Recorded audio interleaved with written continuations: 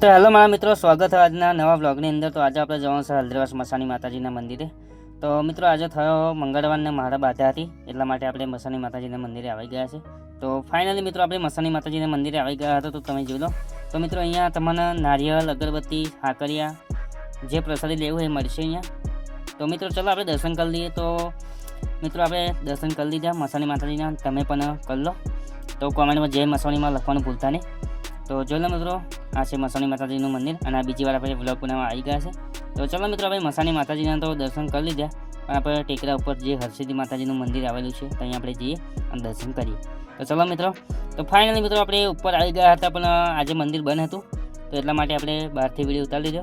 તો અહીંયા હરસિદ્ધિ માતાજીનું મંદિર પણ આવેલું છે, તો જોરદાર લોકેશન જોઈ લો અહીંયા।